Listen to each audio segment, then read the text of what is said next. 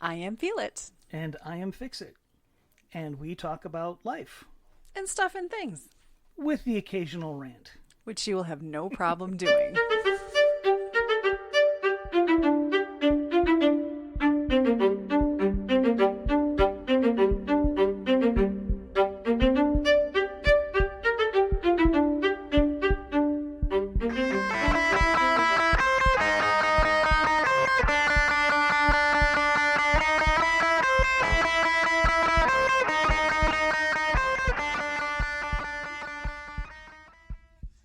Hello. Good morning. Good afternoon. Good evening. Or good night. Whatever it is, wherever you are, we hope you're having a good one. Agreed. I'll go with that. It works. I can do that. Sure. I can make that sound good. Okay. Sounds good. Agreed. Agreed. Better than absolutely. Shorter. Sure. But, yeah. Sure. Works. Whatever you like. It's good. It's all good. You got your thing. I'll have my thing. We'll make this work. Sure, if you want. So It's mostly a thing. It's variation on a thing. It's a thing. Yeah. We kind of have to apologize. We recorded one for last week, and then as we finished up, the system crashed and we lost it all. And we were both kind difficulties. Yeah, and I tried to salvage it. It was gone. It was later on a Sunday, which that's on us. Yep. But next to that was figuring out what was going on with the program or the computer. Mm-hmm. So I believe we got that straightened out. But at the same time, we're going to repeat that topic. Yep. And oddly, I think I'm probably in a worse place than I was last weekend. So no, that doesn't happen. So I don't know what you're talking about. You just get another flavor. You're just going to get a different flavor than what you would have last weekend. But long day, long weekend, long couple weeks. I also had shared last weekend, and now now that I'm on the other side of it, I'll still share it even because you guys all didn't get to hear it. But all of my medical professionals involved, so 2 different physical therapists and my chiropractor, believe I had some kind of reaction to my Botox injection. So I was pretty miserable last weekend. Just odd stiffening of my muscles and spasming, back of my head, down my neck, into my shoulder, on my right, which we've known I've just kind of been a little bit more susceptible to inflammation on that side. So that was pretty wild. I think I'm on the other side of that. I'm still a little sore and stiff, but it's no joke that the Frank and me example, laugh, joke is real, because what finally broke the spasm cycle was electricity. It was dry needling with the stemming, where they just hook up a little electrode to the needle and let it do its thing, and it worked. Yep. Well, and people not familiar with dry needling, it's a form of acupuncture. Ish. A little different. A little different, but yeah. It's like Google it. Yeah, acupuncture needles, and then they used a kind of like a TENS unit, which is a electrotherapy. It's just a little different voltage, so to speak, ampage, however you want to word that. Yep. But it worked. Hey, that's the part that matters. And 2 visits to the chiropractor. Well, 3 in a week. It was 3 in a whole week. Yeah. It was 2 after last weekend. But, that was wild. It was unfortunate, and I'm not sure exactly how we're going to address that moving forward, but I certainly don't want a repeat of that. But everything kind of pointed to it just being hopefully a fluke. We're going to say it was a fluke, because as far as my facial pain and my migraines, it's certainly been very beneficial. I don't really want to have to give it up, but I don't want to repeat that. So I have gone now another 2 weeks without working out. So that was a little mentally painful. Sure. Not going to lie. So by Thursday, when I was begging for the dry needling as fast as they could give it to me, and they got me in, and I was so, so grateful. um, that discussion. She was just very encouraging. It's okay. You know, I mean, I really only had 2 weeks of working out before I had to take 2 weeks off. So, you know, I have to accept it for what it is because I would rather not harm myself. No repeats of what I've been through with my shoulder would be great. Oh, yeah. And that certainly could have happened had I even tried. I even thought I could try something today, but I was like, you know what? I don't know if it's the weather changes. Now I feel like I'm, which it is ancient. is officially started snowing. When I woke up to a little snow on the ground, Yep. and I'm thinking, man, this just cold in general always is not great for me. It's not my friend. No. It hasn't been my friend for years. Nope. But I was feeling it today. I was really feeling it today. So not sure if that was, hormonal fluctuations, weather changes, just coming off of this whatever situation with my upper back. I don't know. But I thought, you know what? It's okay. A couple more days isn't going to kill me. I'll have another dry needling session in a couple days, and then I will work out after that. I will wait until I have my get everything treatment first. Get things loosened up before you push them. Yeah, that makes sense. And snow's not going to stay. No. It's just the first one, and we made it to November. We did. Which I can't complain. No, not at all. Can't complain. Not at all. I will, but I shouldn't. No. I mean, this is pretty normal. Well, like I said, it's like, I hate it so much. Why does it have to be pretty? Right. But it is Michigan, and this is what it's like. It's going to come and go and come and go and come and go, and it'll eventually stay for a while longer. Yep. So. I don't know, the last few years, it hasn't stayed much. No, we've been pretty fortunate. It took a while for it to stay. We've been pretty fortunate. Yes. Can't complain. I mean, in all honesty, in the whole grand scheme of things, it's not so bad. No. I mean, like I said, don't care for the cold. Nope. But, we're as prepared as we can be for that. And then, of course, I got to say, watched Frankenstein yesterday, the new Guillermo del Toro version. Not what I expected. I did like it. Mm-hmm. Can't say I love it, but it was really good for modern technology. And there's some CGI. Yeah. But the makeup was still amazing. Oh yeah, definitely. That wasn't some green screen suit crap. No, that was makeup. Yes. So pretty impressive. Yeah, he's not afraid of using technology, but he definitely relies as much as possible on practical effects. And you can tell his movies look, some of them are freaky as anything. If you haven't seen Pan's Labyrinth, I've not. I don't believe so. One, you're not going to like it because it's all subtitles. Sure. But it is freaky. I mean, that's not and it always doesn't. true. It's like not. I have watched movies with all subtitles. It's and been not fine with it. It's not a happy movie. It is freaky as anything. And Doug Smith is a phenomenal physical actor. He plays multiple roles in that, and you can't tell because he's completely covered in makeup and prosthetics and whatnot. But much like the guy that played, and I don't know his name, No. Frankenstein. No, but that was a big dude, and he did Very it tall. well. Yeah. Oh, yeah. He did it really very well. good job.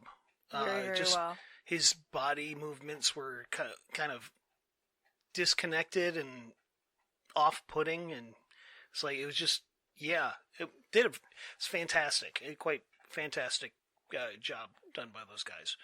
But yeah, we're not a movie review channel. So.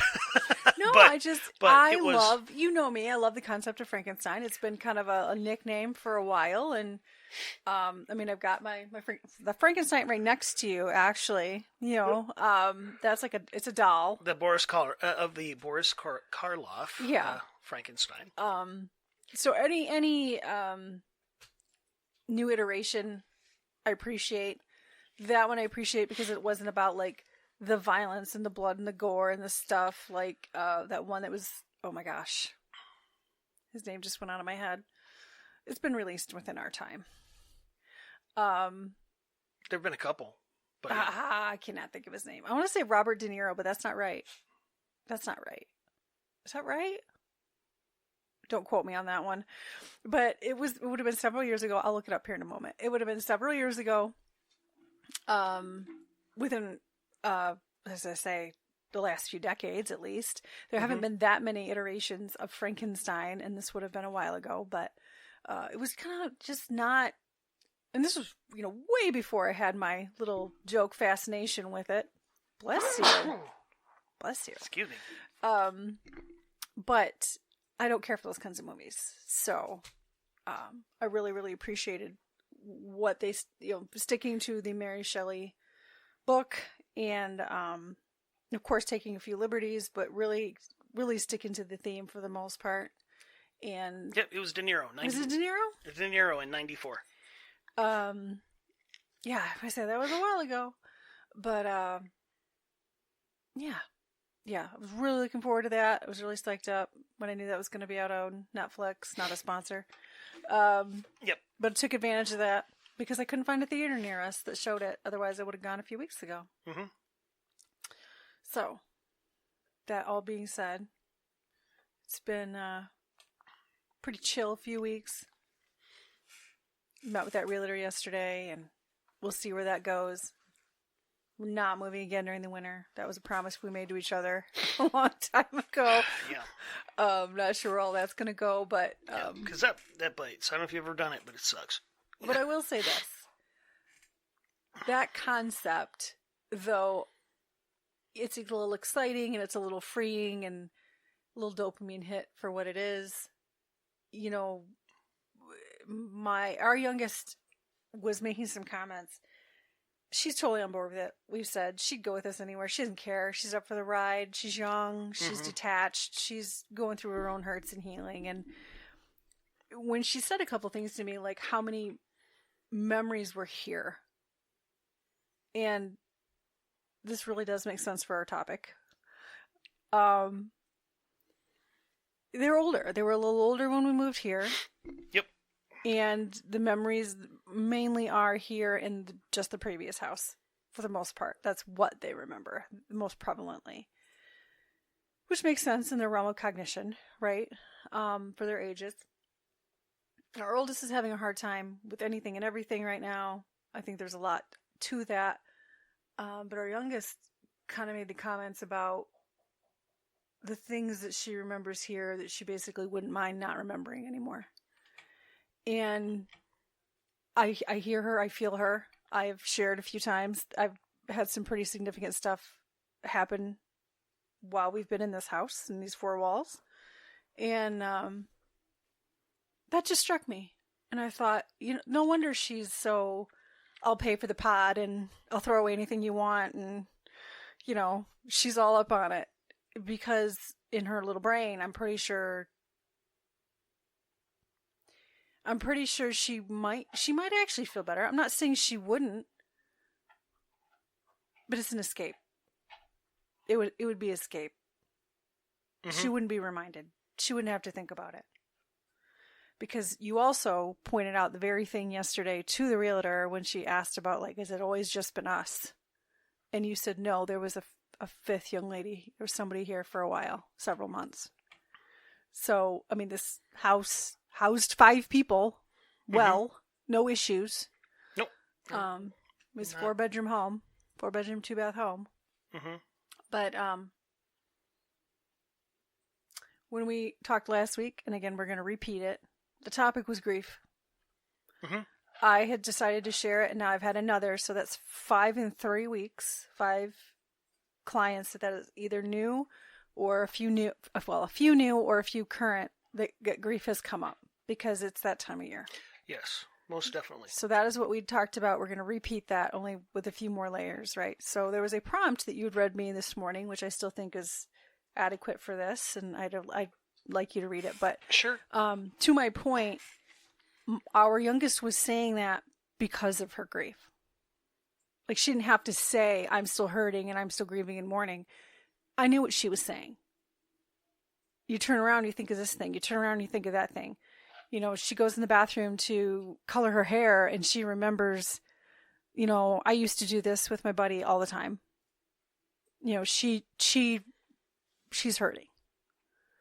And though she's not one to be very outward with it, I got it. I got what she was saying.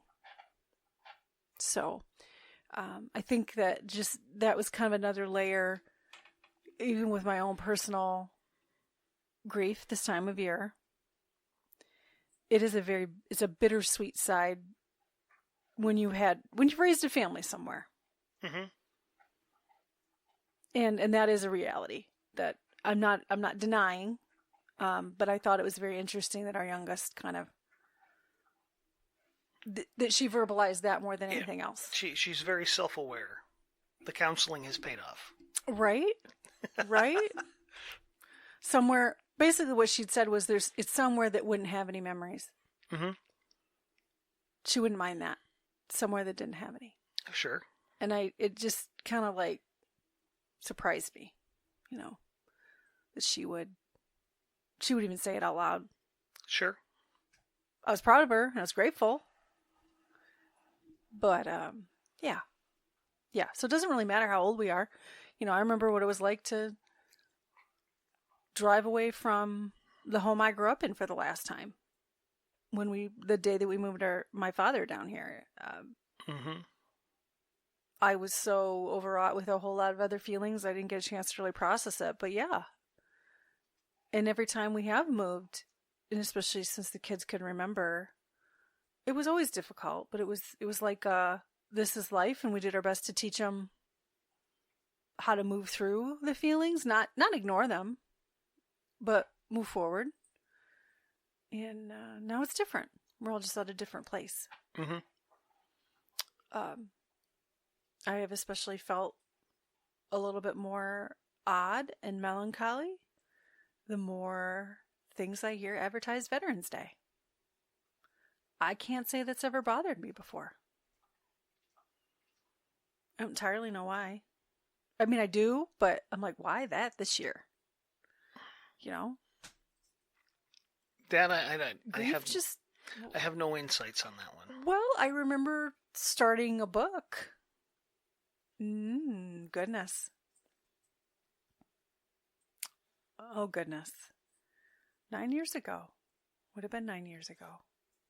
Yeah. 9 years ago on Veterans Day. I remember starting the chicken scratches of it. And that was the day that I was told that my father would not likely make it to Christmas by his hospice nurse. And that was also happened to be the same day I went to that holiday grief share. Griefshare.org, if you've never heard of that, and I know I've talked about that before, but griefshare.org. Yeah, this is the time of year where, we're... It's a 2 to 3 hour special event. I know, You talk about how hard the holidays are. You get some tips. You hear other people talk about what they've been through or are going through, and you're not alone. Yeah. It's not a cliche. No, it's not. And I mean, there's, when you've lost anything, but specifically people, family members, people that you've gone through things with, and you have all of these memories, good, bad, or indifferent, that are attached to often holidays. Every big family get-togethers on Thanksgiving, big family get-togethers on Christmas, and it's about family and being thankful, and you have all of these memories tied to these activities and this period of the year that has all kinds of things that are constantly reminding you that it's this time of year. For 2 months. Yeah, for like 2 months, you're seeing the Christmas decorations go up and the trees go up, and it's a reminder over and over that you can't escape of those things. And when you've lost key players in those situations, your parents or grandparents, cousins, aunts, uncles, siblings. Spouses, kids, and they're gone, and you cannot help but remember their absence. It's just imprinted into the holidays that they're not here anymore because they used to be, and they were a key part of that existence, and now it's gone, and you're constantly reminded of it, and it can drag you down. And if you're doing it alone, it's really rough. So there's things out there like Grief Share, which is all over the place. Yeah. If you're starting to feel it, just Google it. You find some place and head over. There's somebody there that's, there's people going through stuff right along with you, and there's no point in doing it by yourself. There's people that can relate, that can understand, and even when it feels absolutely, completely ridiculous, like, this is silly. I don't know why I feel, but you know what? You're not the only one. They're sitting there kind of feeling the same way. Don't do it alone. Oh, no. And they're typically led, and I was, and in our previous church, pre-COVID, for a few years, I did co-lead with our pastor, a grief share group. So these groups are not typically led by pastors necessarily. They're led by individuals that have lost loved ones, and they've decided that they want to be able to share this particular outlet with other individuals. It is biblically based, but it's non-denom, and it's all over. And yes, you typically see it at churches or like halls, like but it's out there, and it's everybody. All walks of life, all ages, all kinds of loss. Yeah, and it's very humbling. It is. If you go, you're going to hear stories that are just absolutely heart-wrenching, and you're sitting there. You sit there and listen to some of the stories and hear some of the stories, and you're like, okay, I kind of feel bad for feeling bad at this, like. And it's kind of, and that's not the point. I mean, that's really not the point. It's like grief hits all kinds of people for all kinds of reasons, and it doesn't, because someone is going through something that you look at and go, oh my gosh, I don't know if I'd survive that. And here they are talking about it. And I'm dealing with my dog died.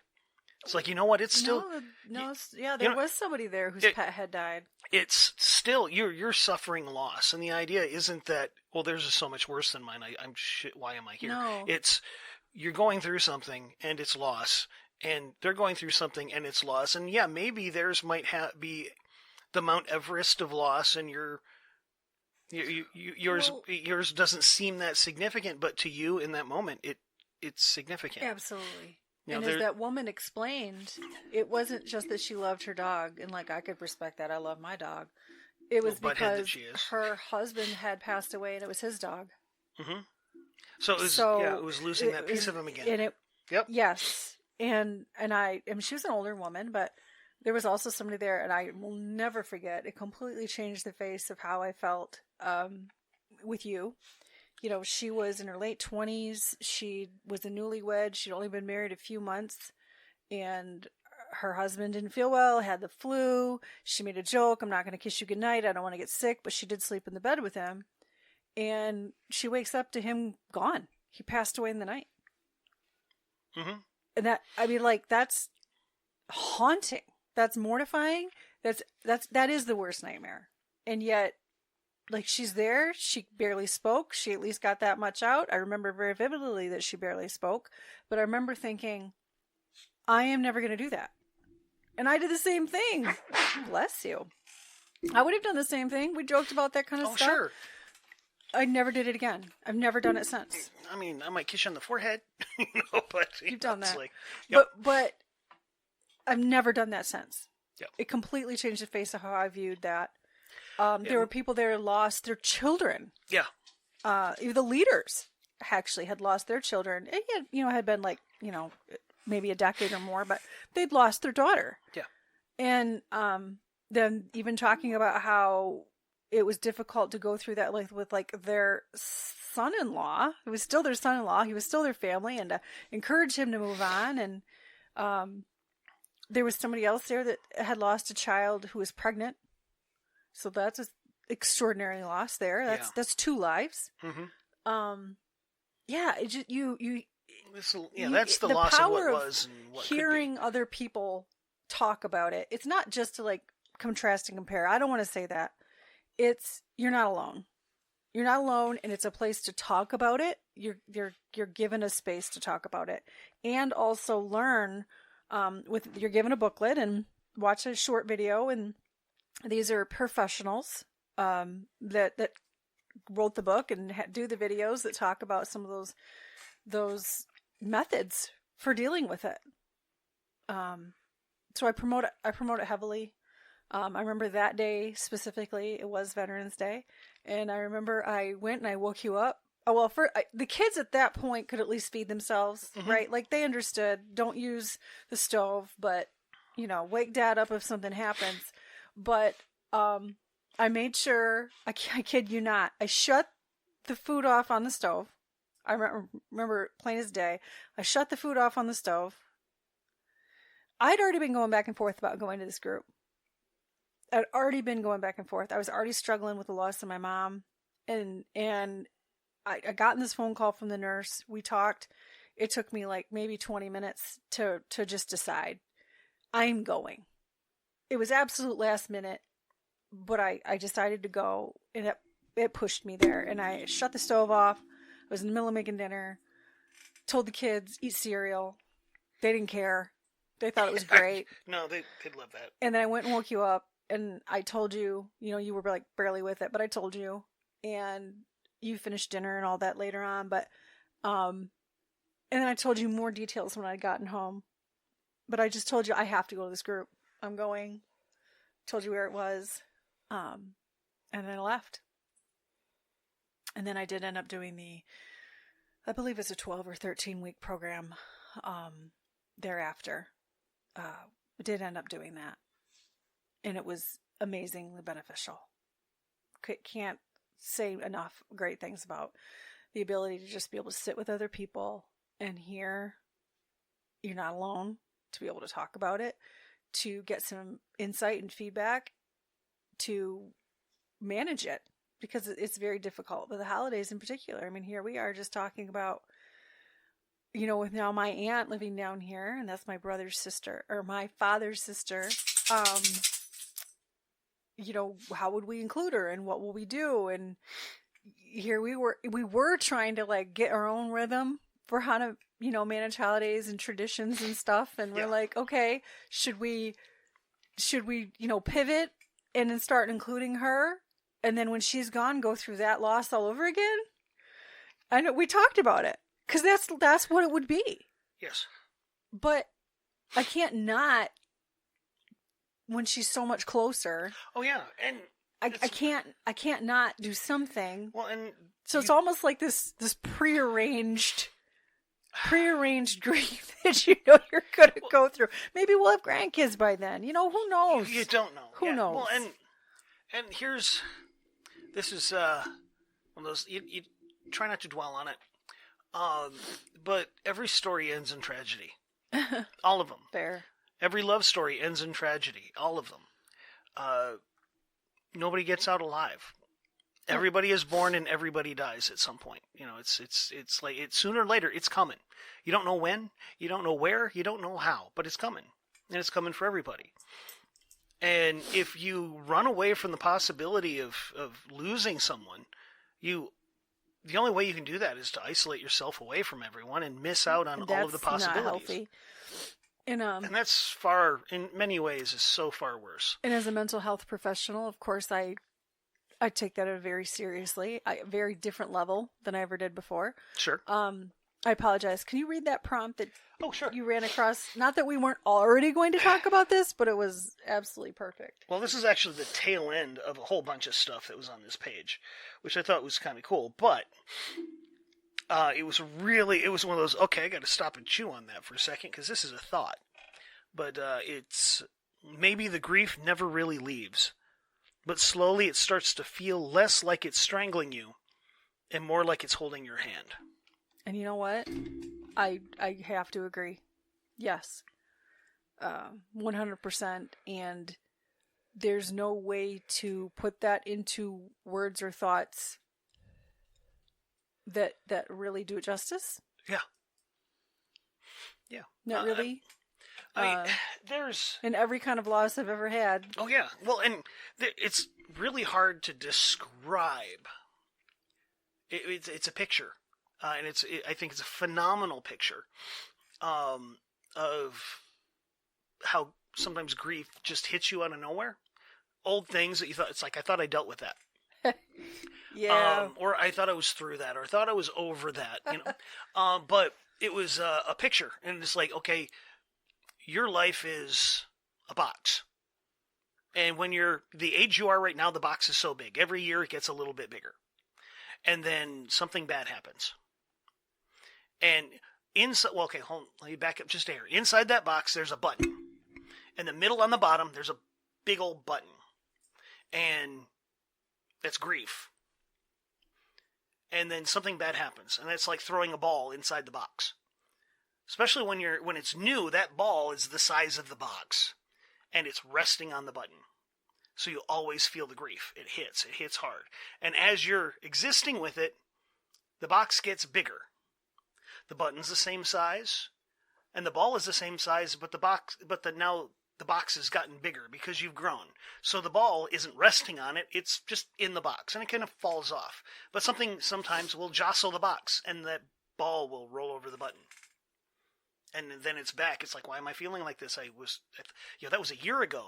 It's like, that happened a year ago. I thought I was better. And it's like, now I am in the middle of it feeling just like I did before. And then the ball keeps rolling, and now it's off of it. And you're just like, okay, I'm good for now. And the box gets a little bit bigger because you're growing more. But then something jostles the box. And sometimes when the box gets jostled, that ball ends up rolling over that grief button again. It's how that, like, when we did this last week, I talked about, it's like, my maternal grandparents died 40 years ago. And I still have moments where I feel like it was yesterday. They were very special to you. They were. My grandmother was a sweetheart that went through a lot. She was a tough woman, but she went through a lot. Mostly from my grandfather. And if you knew, it's like if you met all of my aunts and uncles and my great aunts, which I only knew 2 of them, none of them had a single good word to say about my grandfather. And I have learned, it's like, you know what? He earned it. Hands down, he earned their opinion of him. Sure. My aunts and uncles don't have a lot of great things to say about him. And he earned that.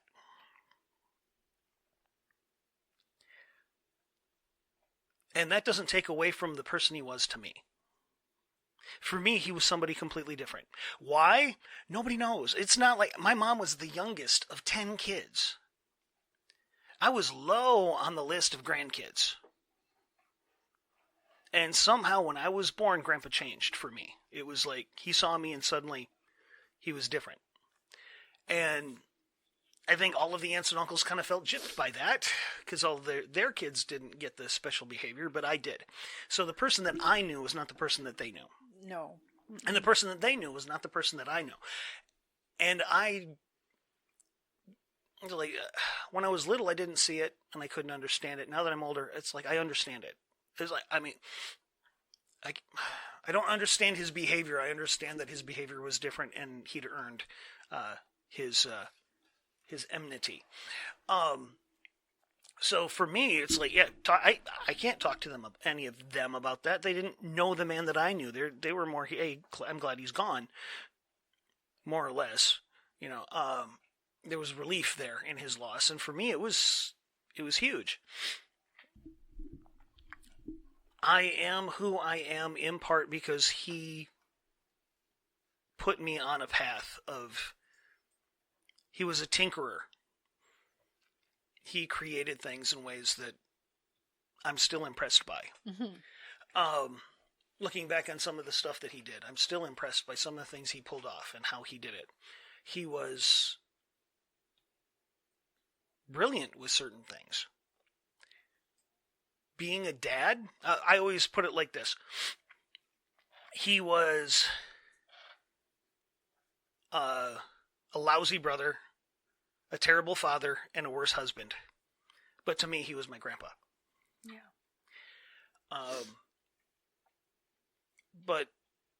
And I can accept that, all of that. I can accept all of his flaws. of which, through the stories, there were many. But that doesn't take away from the loss that I felt, and sometimes still do, even though it doesn't make any rational sense whatsoever. But that's the thing. Grief, emotions in general, but grief in particular, is most definitely not rational. If you try and approach it from a rational point of view, you're going to fail miserably. I mean, there are certain things that you can say that, well, that makes sense. It makes sense that the loss of your spouse or your grandparents or your parents or your kids or your pet, it makes sense that you would feel their loss.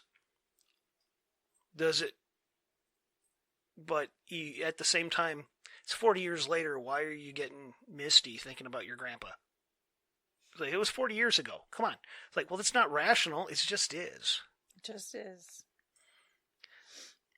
And as a guy who likes rational, it's irritating. Yeah.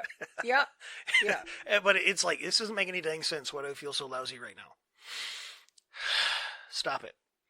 Which I work very hard at trying to keep it in check. It's like, okay, I can feel like this, and I don't have to let it ruin everything for everybody else. It's one of the reasons why, for me, this time of year is very melancholy. So it's very blah at times. It's like all of my very formative years, all of my holidays were at was at my grandparents' house or my aunt's house. They kind of went back and forth. So there were all these years of Christmas at my grandparents', Christmas my aunt's with my grandparents, and Thanksgiving at their house, and spending time with the aunts and uncles that showed up and the cousins that were there. And then when they were gone, they didn't last very long after that. It's like those family get-togethers just kind of disappeared. So there was the loss of that connection. It was the loss of those people and the loss of those opportunities to make memories. Yeah. And there also seemed to be a loss of the desire for everybody that was there to keep doing it. My one aunt kept it up for a little while, and then even that didn't last. No, it's when she moved, it ended. Nobody picked it back up. Mm-hmm. And I went to those for several years. So. Mm-hmm. And it was a tiny house, but it was always kind of fun with the chaos. And that is one thing with your family. There was celebration, and not really with mine. Not really. When I was growing up, nobody wanted your uncle around. Oh well, there was that. My mother came from a huge family, but yes. I was very broken. And then my father, a much smaller family, and what gathering there was meaningful. Most of that I remember was Thanksgiving, and that was the aunt that I'm speaking of. Yes. That moved down here, about an hour and a half away, and then it's not the 5 it used to be. So we're still weather dependent. I made that very clear because that's just how we roll. I decided a long time ago that I was not going to risk my life to go to any holiday event ever again. Yeah, well, and we kind of talked about this a little bit. It's like I've driven through some absolute crap. I mean, and I'm not saying I'm not willing to give it a shot, but like I don't want to. It's. Well, okay. My bar for bad weather driving is really. It's like the bar is really high for my cutoff point. Mm-hmm. Simply because for the longest time it didn't matter. I had to go regardless of what the weather was. I'm going. I gotta go. I don't have another option. It's happening. I mean, like there was one time in particular, and this wasn't family related, but one time in particular, it was snowing so bad I couldn't see past the end of the hood of my car. And I couldn't stop because you couldn't see taillights or headlights. If I stop, I'm in the middle of the road and another car's coming, and there were other cars on the road, by the time they knew I was there, it would have been too late. So it was keep moving. Just keep moving. Even if they're going faster than I am, which I don't know why anybody would do that.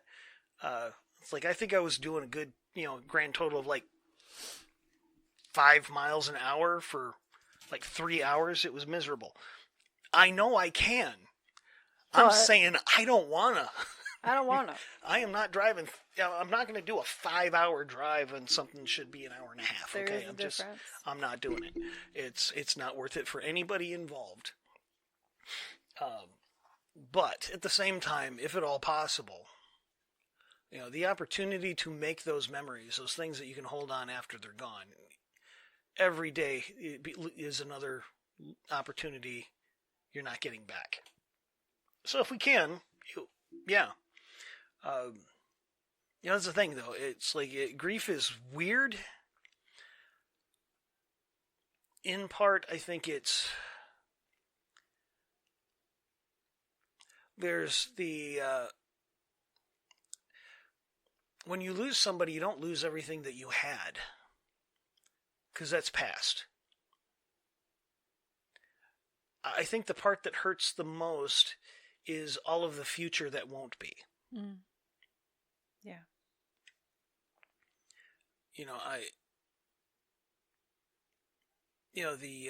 Like when your mom passed, it was like all of those holidays, all of those birthdays, all of those goofy moments where she was just being weird and having a good time with it. It's like there isn't going to be any more of those. And you look, you're always, every time you do something, you look forward to, you look to the future, and it's like, next time, how's she going to top that? And then you realize, oh yeah, that doesn't exist. It's now void. When we were talking about purging and just random stuff was coming up, bedding was one of the things that came up. And this was just a conversation yesterday. Sure. With our daughters. Because they have this crazy amount of blankets, you know. And then she went to Buc-ee's and she bought another one. I'm like, girl. Yes. Not a sponsor, by the way. Yeah, no. But I love that jerky.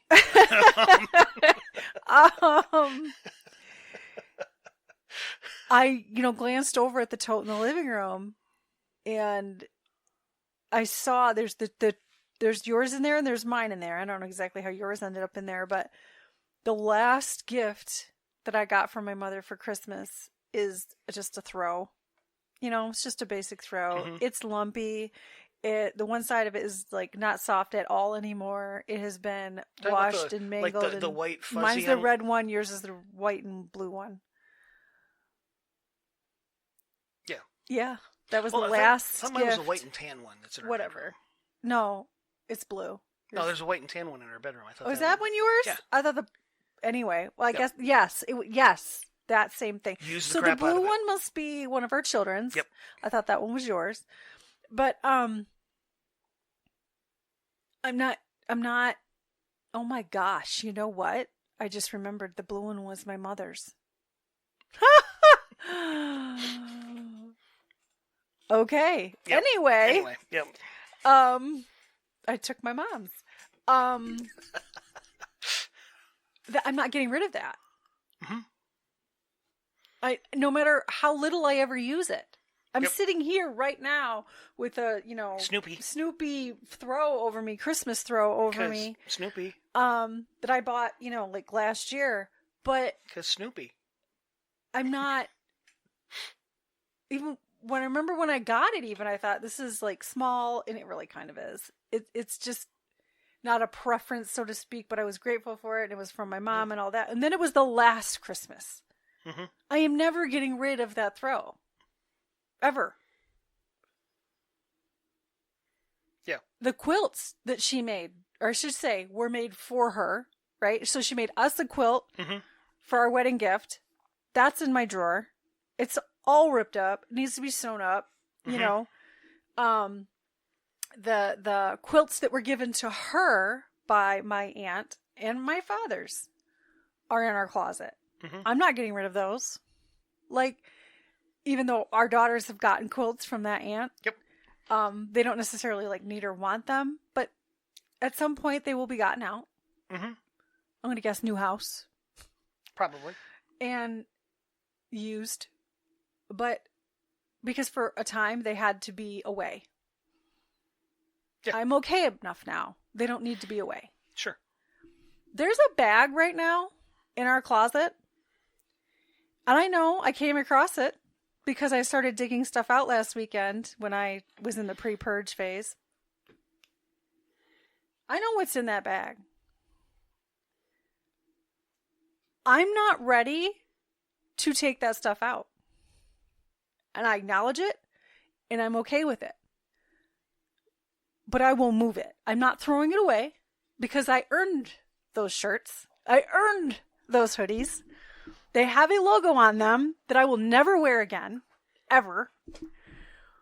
But I earned them. Is it state jersey? No. but funny that you say that. No.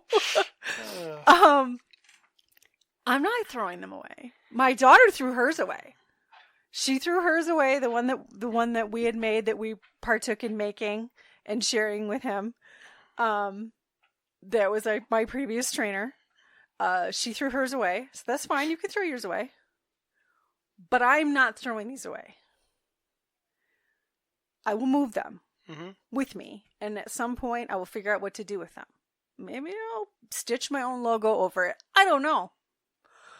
But grief is funny like that. Sure. I have things that were my mother's. They're not replaceable.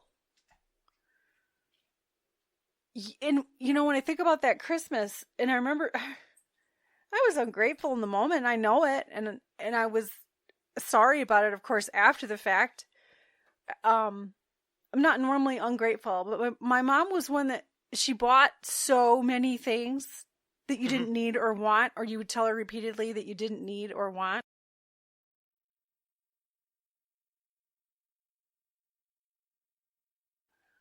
Go way into debt to do it. And way into debt to do it. The blankets was one of them. We did not need more blankets. But that was the last gift I got. Yeah. One of the last gifts I got from my mother. Your youngest would disagree, but sure. You're right. She is not. She has got a. She's not happy unless there's another mattress of blankets on her bed. It's pretty ridiculous. Yeah, for sure. Honestly, she could probably, if you layer them all on top of each other with what she's got, there's probably another foot of blanket in there. Then you add pillows. We have our dog's remains.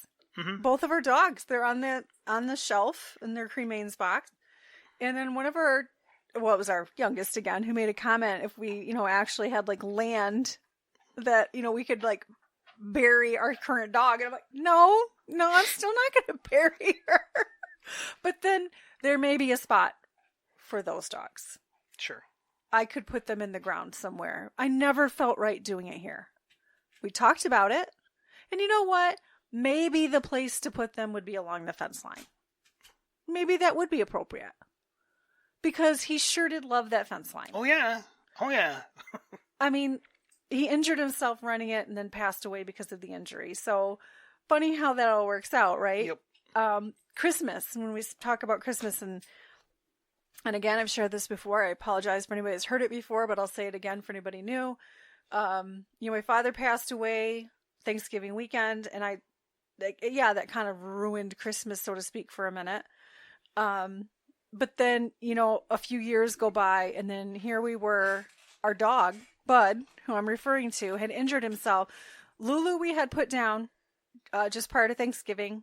She could not even go up the stairs anymore by herself. That was rough. She was old and in rough shape. We were waiting for her to pass on her own. She just wouldn't.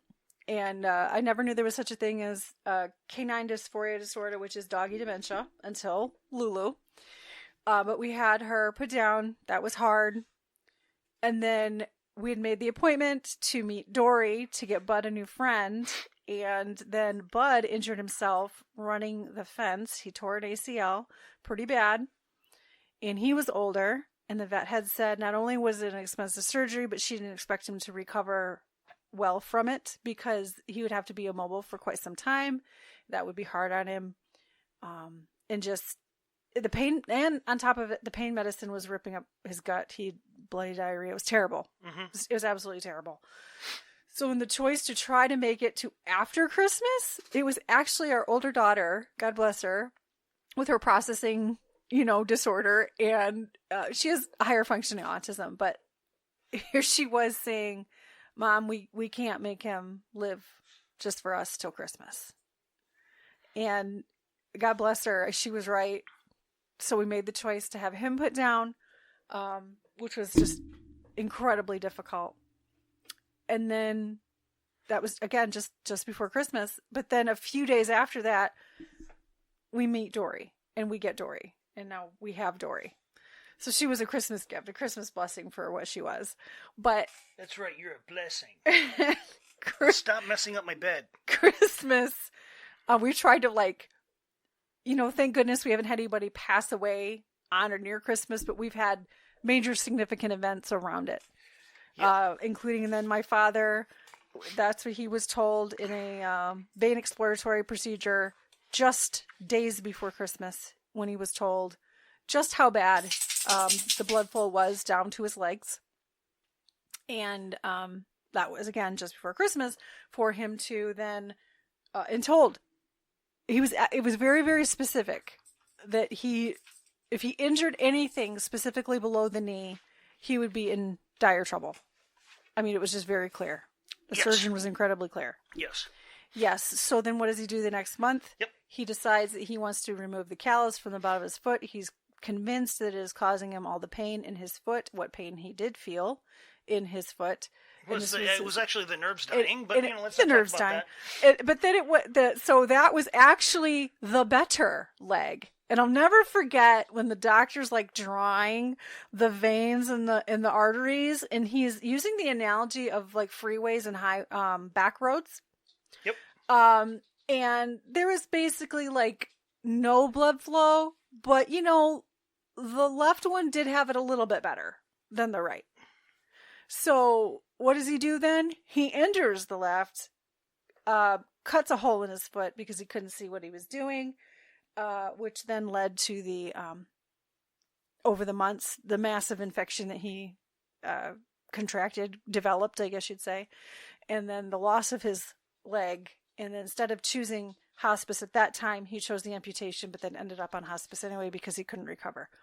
So in the span of this year, we're just before Christmas, we're told just how significant his issue was and had to deal with that heaviness and that denial that he was so good at. And then by the next year, he's gone. Mm-hmm. So Christmas is odd to have preserved it the way we have, but yet it has been affected. Yes. In some way, shape, or form, including my own, the darkness of my own health issues and my own recovery, I guess you'd say, of having to come around to accepting what I was going through. I mean, I had a very, very dark Christmas 3 years ago. And then now 2 years ago, next month, December 5th, will be the nephrectomy. I know it's already been only 2 years. Seems like yesterday. I know, right? There's just something about where we've tried to I mean, and that, I went to the benefit dinner the other night for Beacon of Hope, which is it's a nonprofit that I still volunteer for that provides mental health services all over West Michigan, all over to Mid Michigan, and really all over the state by virtual appointment. But anyway, when he was talking about just the power of it and some of the history of it and some of the statistics of it, and I thought to myself, it was just before Christmas that year. It was my dark, dark, dark time. I'd been denied my Mayo Clinic. There was no pain relief. I was exhausted. I was hurt. I was rejected. I didn't know up from down, right from left. And here I was on the verge of needing to start my internship to become a mental health professional when I could not have felt less capable. On my knees at my church, just, there weren't words for the pain. And then my pastor came to me and, he put his arm on my shoulder, and I stood up, and he just held me. He just held me for a few minutes, and then we talked, and he said, you need to just reach out to Kyle. You just need to get a hold of him and see what he can do for you. It would be a great place. It'd be a great fit. You'd be filled with the Lord. You'd be able to speak that into people's lives, and that would feel good. And I just at that moment thought, I don't even know how, but I will. And I did. And then I was accepted in and went through so much more while I was an intern, including that nephrectomy. But I did go through a tremendous amount of healing. Tremendous. There is something about being a wounded healer, but it's my life. It's my life. But I remember it was Christmas time. There was no joy. There was no, I don't know what happened over time. You have the joy of, like, when you have children, and, like, we always made it work. No matter how poor we ever were, we always made it work, and they never knew the difference, and they were blessed, and they loved it. And if they, they'd had stuff from us, and they'd have stuff from my parents, and we went through these years of just doing our best with it. Mm-hmm. And then you go through this phase of loss, and then you can't just fill the hole. You can't just make up for that. And when we were in the midst of trying to figure out how to do it different for our kids so that we felt joy again, then, like, the sub-basement of pain had to come and struggle. And then we crawl out of that, because you carried me out. You helped carry me out. God bless you, my beautiful husband. You helped carry me out. And now we spent the last few years just... It's the same thing I tell my clients. You can't just wait for the next bad thing to happen. No. But there is something strange in this household about the holidays. Yeah. Because we've had so many hard things happen, even if it wasn't like the loss of a person. Mm-hmm. It was something else. It's been something else. Intangible. And our kids have been old enough to know it and experience it with us, and be right there with us. And we couldn't spare them. Unfortunately, no. And in one way, I'm grateful that they could see us lean on the Lord to get through these things. In another way, I'm sad that they've had the experiences they've had, because it's been so much. It's a bittersweet. Very, very bittersweet. I think we're at a better place when it comes to, like, joy of the holidays. But the reason I talk about this, and I'll talk about this every year that we do this, is because it's very real. The grief muscle, that term, is very real. It has a memory. Mm-hmm. It knows. I feel it when the leaves start to turn colors and the air starts to get cooler, and just the thought that Halloween is so many days away, right? And then Thanksgiving is so many days away, and you hear it on the radio, and you hear it on the news, and they talk about how close these things are. Yep. And then your brain and your heart they start to remember. Mm-hmm. And you don't just forget that your life keeps changing. Does that make sense? Mm-hmm. When the holidays are supposed to be special and cherished, when you lose somebody, and it doesn't even matter, when you lose a job. We've been there too. You lost a job just weeks before Christmas. Yep. that we've been there, and our Mm-hmm. kids were young, and they didn't know. Thank God. And that loss is the job of that job is what led to us having to move. You were laid off for almost 2 whole years, Yes. unable to find employment. Yep. That was devastating for our family. Mm-hmm. That was December 2008. He lost a job of many years, highest paid, right? One of the highest paid. Well, And then I was third shift, which they would cut for quite some time. I was the highest paid hourly employee, production wise, in the company. On third shift, and I was one of 6 maintenance guys, and they only needed 2. And recession brought hard times. So it was like this was a long time ago. It was a 2008 crash. Yeah. And it was one of those. It's not personal. I understand it's not personal, and I was like, okay, yeah, it makes perfect sense that I'm the guy that you're. I'm one of the. I should say. But it was devastating. I'm one of the guys, and it was one of those. I didn't feel bad, really. It was like I mean. Because that was a soul crushing. It was a soul crushing atmosphere for you. Well, I didn't. It didn't hurt. You know, it was one of those. Sometimes it's like it just made sense, and I'm like, okay, well, I guess I just got to figure out what to do next now. But yeah, it was. We had just moved into that home. Yeah, we just bought a house. It was bad. I mean, like we've been there. We've been there. We've been there. Yeah, we've been there. Just bought a house, then got laid off, and then.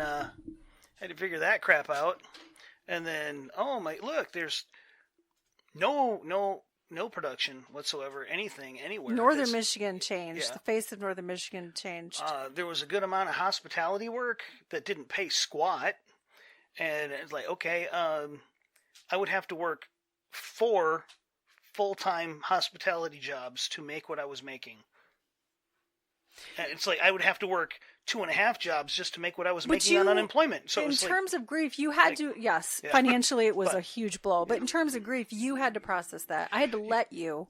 Yeah. And that wasn't pretty. Yeah, it was. Of course, it was also soul crushing, and you knew that. So I don't think that's why it was so hard on you to lose that job. Yeah. But the affect was very real. Oh yeah, yeah. Like, there was. We were bad for a long time. Yeah, there was. I mean.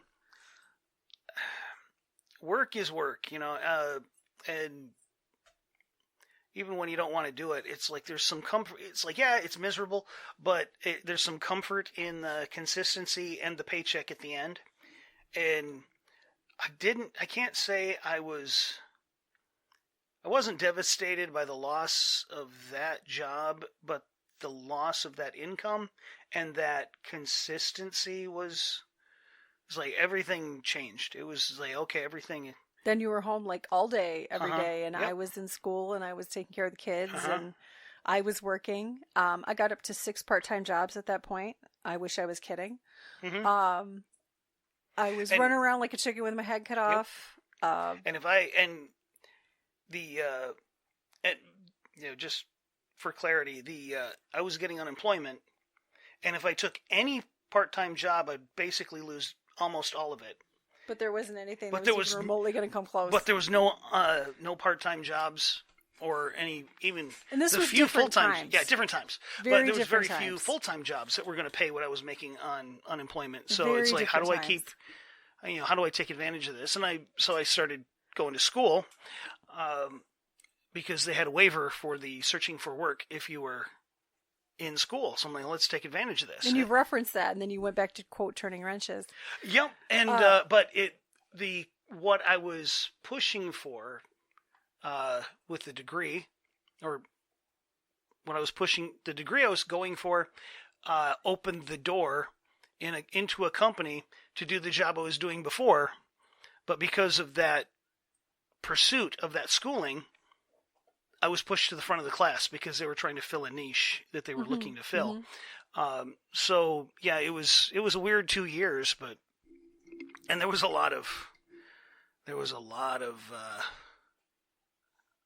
very emotional time in a lot of ways. And then ironically, when we moved 2 years later, mm-hmm. we moved in October 16th, 2 years later. Mm-hmm. And that first, you took a job that was basically a 7-day-a-week job that had no time off necessarily for holidays. And I remember that very first Thanksgiving you worked. You worked like, I think you only had that, I believe it was like Tuesday night off, but then you had to work Wednesday and Thursday night, if I remember correctly. Well, no, I worked that whole week. Was that whole week? No, I worked that whole. I worked. That's right. You worked the whole week. I worked 29 days straight in November. That's right. I remember that now, and I remember my mother going insane because we weren't going to make it up for Thanksgiving. Yep. But you made in that 1 week with all the overtime of Thanksgiving more than you'd made in a whole month on unemployment. Yep. And I could not get that across to my mother. There was 2 options here. I'm going to say something that would lead to a whole nother different episode, which I'm willing to go into at some other point. It was, Mom, we either have this job and we pay off your debt and be able to live, or we don't. And we can't. Yep. I was very angry and I couldn't have been more clear. But yes, I was helping to pay off my mother's debt because I co-signed a loan for her that she would no longer pay on. But that's a different story and a different episode. But we also had to live. So when we say holidays, and I mean it. So let's fast forward to now. I'm with clients and they talk about different things, and there isn't very much I can't relate to. I have not lost a child. I have not lost a sibling to death. I cannot entirely relate specifically to that. But the loss of pets and health and intangibles in that way, I can relate to many, many things very deeply and very personally. There is genuinely something difficult about the holidays. It's like 2 months. I heard it just this last week from one of my clients. If I could leave November 1st and come back January 1st, everything would be better. That's what she said to me. I hear it. I hear it all the time. And like I said, I've had 5 in the last 3 weeks. 2 of them are new clients coming on. 3 I've had that have just kind of been through their own things and they're bringing it up. But I know I have others that have also had losses that affect them. I just haven't seen them in the last few weeks. So I know we're coming to a close, and I wanted to say just a couple more things for sure before we end. I don't know what else you have to add, but not much at the moment. First of all, if you are struggling in any way, shape, or form, particularly the thoughts of self-harm or suicide, 988. In an emergency struggle and you're going to harm yourself, it's 988. Call it, talk to somebody. It's a nationwide hotline. If you have an employee assistance program, which many employers provide, it's just a few sessions generally that they offer that you can go see a counselor at no charge. Yep. I participate with a few of you in the state of Michigan myself, but take advantage of them. Yes. By all means. You can typically get into a counselor faster than just making a general appointment, but if you're struggling, talk to somebody. Yeah. Maybe a couple sessions would be enough for you to just talk about what you're going through. Holidays can be awful. Yes, they can. And here's one of those things. No shame, no guilt. No. Something you got to keep in mind, I think everybody needs to keep in mind, is you feel like you're alone. Mm-hmm. And nearly everybody can relate to exactly what you're going through. Nearly everyone. Yeah. No one I know that's lived any kind of life has not experienced a horrific loss of some kind. Mm-hmm. Everybody can relate. And oh, there she goes. Because the door opened. Yep, daughter just came home, and Dory needs to make sure she knows that we know. But anyway. Yes, let's wrap up. But, there's people in your life. It's like you feel like you're alone. You're not alone. Mm-hmm. It's like they might not be professionals, but I guarantee it's very unlikely that you have no one that you could open up to. I mean, you might not want to, dump the entire can of beans in their lap, but Just to be able to talk. But somebody to talk Say to, it out loud. just tell somebody, like, you know what, the holidays have really got me feeling terrible right now. And it's like, you got a few minutes. This is not entirely related, partially related. There was an excerpt of a podcast that I heard that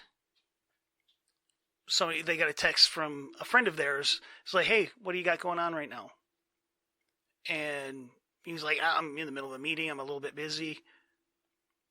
What's up? Oh, nothing. And that was the end of it. And he found out a couple days later, it's like this person on the other end was going through a really hard time. Well, why didn't you say something? It's like, well, I asked you what you had going on. It's like, that's not telling me that you need me. That's telling me you want to chat. And he'd recently read an article that the difference between someone feeling completely alone and like their world is falling apart and feeling supported is a 6-minute conversation with a friend. Mm. So he told her friend, it's like, if you're ever going through something rough and you need me, just text and ask if I have 6 minutes. Mm. Mm. So that I know it's like, if you just wanted to chat or whatever, or just, that's you fine. But if you're going through something and you need me, just say, have you got 6 minutes? And I'll give you as much time as you need. There are people out there, there are friends, there are family. I guarantee there's coworkers that if you said, I'm having a really hard time right now, that they'd make sure you weren't doing it alone. Like, I've got a coworker right now, his father passed this last week. Last week. And, like, I've known him for years. I've worked with him for years. Never seen him outside of work. Not once. You worked with him at the previous employer. Yes, I worked with him and then he went there before you. So I kind of followed him. 2 different employers. And he's... Long time. And he's... Better part of 15 years. Yeah, at this point, yeah. And... Like, you know what? I guarantee I know you don't need anything from me. And I know there's nothing I can do that's going to make any of this better. But regardless of that, if you can think of anything, if just my presence will help you through this, you let me know. Like, I can't think of anything that's going to help, but if you can think of something where I can help, you let me know. I got you. If you just need somebody to talk to, or if you want me to not act like anything is different whatsoever, I can do that too. Just, sometimes you just need the distraction for a little bit so you can catch your breath. I'm good for that too.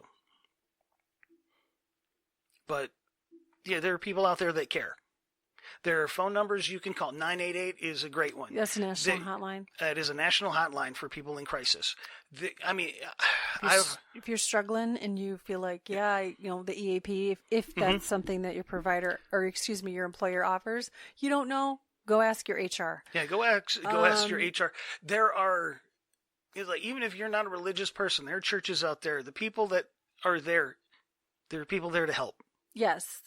They might not be... They would still talk to you even if you said, I don't believe in God. They'd still talk to you. They will still talk to you and they will still help. Yes. If they can. There are places to go to. Yeah. Even places like nonprofits, like Beacon of Hope, for instance, out of Holland, Michigan, has multiple locations across Michigan. Mm-hmm. You can look for places like that. Yes. Look for mental health clinics. You might feel alone. You're not alone. There are people out there that want to help. There are people out there, quite literally, whose entire job is finding people to help. And then there are people who just would be there for you if you gave them the opportunity. The only thing is you've got to open the door. Yeah. People are, and that can be hard. And saying, hey, you know what, I need help is one of the hardest freaking things in the world sometimes to do. But I heard it put kind of like this: how dare you laugh with me and then close the door when you need to cry? Mm. I can appreciate that sometimes it's hard to put things in words. Sometimes you might feel ashamed or embarrassed. I've heard it. I've heard it all. Mm-hmm. Okay. I've heard it all personally and professionally. I've also felt it all. Sure. Here I just shared with you a little bit ago how I was probably at my deepest, darkest, and I was weeks away from being an active professional counselor for people. And I was still going through it, by the way, when I started. Oh, yeah. So there's something real and profound about healing in that process. It happened. It happened to me. I kind of feel like Bill Murray at the end of Scrooged. When he's talking, he's going through his speech and he's like, it can happen, it's real. It happened to me. It does. Mm-hmm. There's a power in talking about it. There's a power in bringing light into the darkness. Mm-hmm. So you're not isolated. You're not alone. Yeah, definitely. It's not embarrassed. And I get it. I hear it most from men. I'm not trying to pick on men. I'm sitting across from one right now. But typically they want to be stoic. They want to say they got it all under control. And that's that sometimes can be the last thing from the truth because they're suffering. There's a lot of reasons for that, but there's a ton of reasons for that. But when it comes to being able to process loss, well, you know what? Here's it might just be talking about it. Sure. Well, and it doesn't mean it has to be some full-blown therapeutic treatment plan, weeks long, unless that's what you want. Well, and But sometimes it's just talking about it. Sometimes it's just talking about it. Sometimes it's, pick up the, text and, hey, brother, going through some stuff right now. Would you mind coming over? Bring pizza. Do you have somebody in your life that you can say the words out loud to? And even then, it's like sometimes you don't need to talk. Sometimes what you really need is just to know that there's another human being that's going to be there with you. But also having the courage to do that. Yes. Because that is still reaching out. Because I tell you, instead of isolating yourself. Well, think about any time that you've been around someone and you find out they were going through it. It's like, dude, why didn't you call? They didn't call for the same reason. They didn't call you for the same reason that you're not calling them, and you were offended they didn't call you. Because you don't know how to approach it. Yeah, but if you're offended that they didn't call you, then you better make sure that if you don't call them, they're going to be just as offended as you were. Yeah. If you were going to have their back, there's a pretty good chance that they'd have yours. Take them up on it. There's power in it. Just presence, just fellowship. No, you don't have to go into depth to do that. You may be bleeding, but you don't necessarily have to bleed alone. That's true. And men do typically handle it differently than women. Mm-hmm. Not to say that there are plenty of women that don't just try to deny and ignore and say, I'm fine, when they're clearly not. And there is something special about the stress that people put themselves under this time of year, the self-induced pressure, let alone what can come from families. It's just, I tell you, I get strange notions, and I have for years every time I drive by a funeral home this time of year. The parking lot's full. Mm-hmm. Because I just think, man, I know it's coming for them. There was one yesterday. 2 days ago. And I went through it. I even went through it with my aunt last year. This year, it's still happening. It's still there. It's still real. It's still prevalent. Oh, yeah. I just can't stress enough that it's okay to not be okay. It's the most cliche, corny line ever, but it is the God's honest truth. It is okay to not be okay. It's okay. No matter what time of year, but especially when it's all holly jolly, this and that. And you want to throat punch the guy that's doing the donation table at the front of the store, because that's my story. Mm-hmm. Please stop ringing your bell. Yeah, you know what? It's okay to not be okay, and it's also more than okay to not be okay with somebody nearby. Absolutely. You don't have to be part of a church. Just, But if you do feel led to that, absolutely. Sure. And it's like, it's okay to say out loud what you are or aren't ready for, what you do or don't want. I am pro communication, but I know the grief torted lens that happens, I just can't stress it enough. It is okay to Mhm. not be okay. And I hope you'll hear that. Yeah. And there might be maybe there's other support groups out there. I know griefshare.org is just the one we talked about, but there's others out there. Mm-hmm. Reach out. Go find one. You've got coaches. They're You've everywhere. got managers. There's HR people. There's stuff everywhere. Yeah, there's stuff all over the place. Just look. Just seek it. Mm-hmm. And in all honesty, if you're truly in crisis, 911. Sure. Sure. I guarantee they would rather get that call than some of the calls that they get. And if you are not necessarily a practicing believer, or you've fallen away from the Lord and you got your own issues with that, lightning is still not going to strike you if you step into a church. Mm-hmm. I promise you. I'm not trying to be facetious. There is, like we said, there are people out there. They want to help. They're waiting for you to help. All you got to do is open the door. Absolutely. You don't have to do it alone. Absolutely. It's like it's easier to spot the drowning man if he puts his hands up. Please, I hope you hear that. And then next week, we will veer a little bit more toward the Thanksgiving theme and talk about gratefulness, right? But this week, we felt like we needed to repeat what we lost last week. Yeah, yes. And then some, because you've got us at a different frame of mind than we were last week. And I know I sure am feeling it a little bit more this week than I was last week. Mm-hmm. So thank you all for listening to all of that. And I hope it does somebody some good somewhere. And if it's not for you personally, maybe you can share some of it with somebody. Definitely. By all means. Please do. Yes. And you know, it's that time of year. Keep your eyes open. You might just spot the person that they're struggling. Absolutely. Could be anyone, anywhere. Exactly. And sometimes the thing they need the most is just to know that somebody cares enough to notice. I was the person that walked into Menards, not a sponsor, and completely 11%. lost it. I mean, bawling, sobbing, and I got some crazy looks looking at the Christmas decorations. The first year my mother was gone. Like, lost it. I never thought ever I would do anything like that in public. And honestly, it has never been that bad since. Anywhere. So I just need to get it out. But that was bad. And I got some looks, but not one person said anything to me. Kind of don't blame them. But not one person said anything. Yeah, staying the heck away from the crazy lady. And I've seen people in stores before. I've seen people that didn't look okay. Mm-hmm. There's a look. It's something very different and distinct. And I think once you've had it, you kind of recognize it. Mm-hmm. There's something to that. Sure. When you know, you know. So, yep.